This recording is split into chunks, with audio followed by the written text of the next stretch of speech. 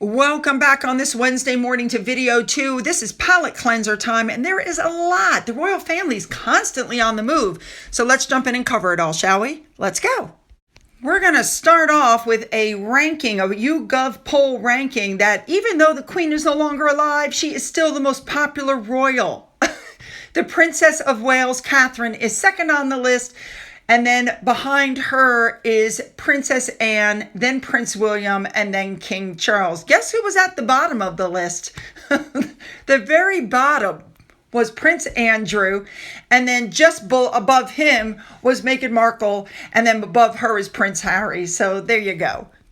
Moving on, a old highly collectible coin from 15 years ago has been knocked off the top spot because a new coin that has King Charles's portrait has apparently been made the UK's rarest coin in circulation less than half a year after it was released.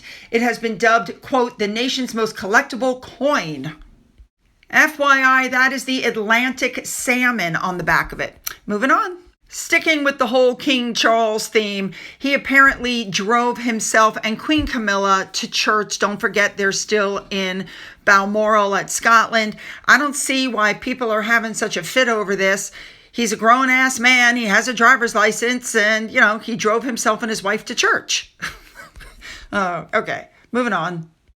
Again, sticking with King Charles, we know that he's getting ready to go on his royal visit to Australia and Samoa this month, and it's being reported that the physicians are allowing him to, quote unquote, pause his cancer treatments so that he can fly to Australia.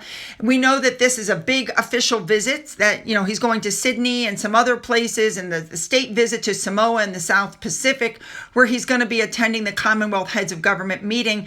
My thought process is if they're willing to let him pause the treatments, then the treatments must be going well, because this is a 30,000-mile, 11-day, door-to-door trip.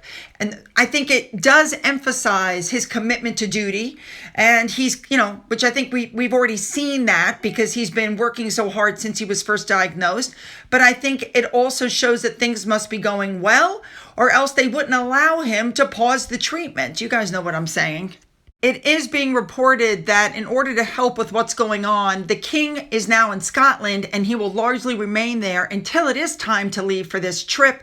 He's going to work from Burke Hall, which we know is his private home close to Balmoral. He's going to continue to hold calls, and he might return to London briefly for a few things, but majority of the time will be spent in Scotland. Personally, I think this is a good way to make sure that he doesn't come into contact with people. Maybe they're going to load him up on chemo before he goes. We don't really know what's happening, but this is a good way to make sure that he doesn't come down ill before before his trip. All right, moving on. Let's move on now to William. He is going to appear, apparently, in a new program because of his work to end homelessness in the UK. A trailer dropped. It's going to be a 2-part ITV documentary. And in the clip, it's a new program titled, quote, Prince William, We Can End Homelessness. He said he wants to challenge homelessness, which is something people see every day in the UK. Listen, I got to be honest. When I was in the UK with my husband and we were walking along, we saw a lot of homeless people that were just sleeping in tents along doorways. And it was really heartbreaking to look at. All right, let's move on. The Duchess of Gloucester, who became patron of the Institute of Carpenters earlier this year, received the president, Geoffrey Rhodes, and John Taylor, the vice president, at Kensington Palace on September 24th. Next up, Secret Weapon Sophie, who is the patron of the Nursing Memorial Appeal. On October 4th, she attended an event where nursing students were given financial support, so that they could finish their training. I love that. Moving on. Let's move on, but still continuing with Edward and Sophie. They arrived in Malta on Monday. They are celebrating the 60th anniversary of the island's independence. They met with the president, Miriam Spiteri de Bono, hope I'm saying that correctly, and her husband, Dr. Anthony de Bono, at Grandmaster's Palace in St. George's Square. For those of you who are unaware, this is a 4-day visit to celebrate Malta's independence and, of course, celebrate the country's shared heritage and collaboration with the UK. This is the first royal visit to Malta since the Duke of Kent visited back in 2018. After sitting down and talking in this gorgeous room with the red paper, I just love that, Edward and Sophie both did what they usually do, and they signed the guest books before they moved on to their next visit. I believe I'm doing this in order, bear with me. When that visit was over, the two of them met the Prime Minister of Malta, Dr. Robert Abila, and his wife, Dr. Lydia Abila.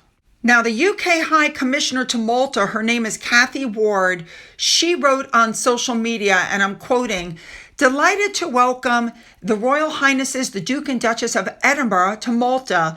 This visit underscores the deep bilateral ties and shared connection between our two nations.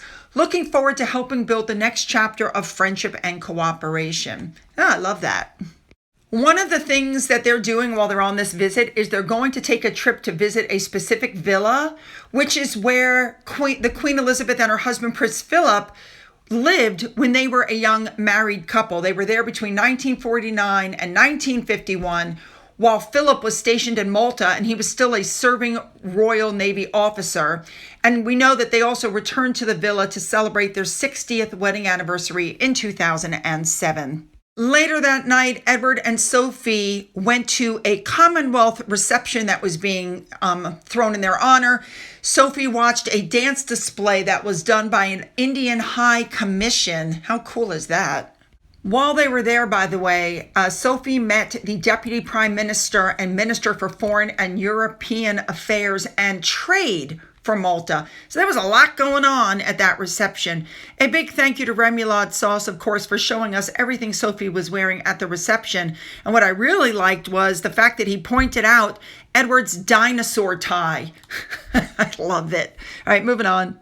Next up, Eugenie has apparently partnered with Hello Magazine because Hello admits they went with her on a visit to Christie's to see Blue, Art for the Ocean, which is an exhibition of work by 35 artists from around the world.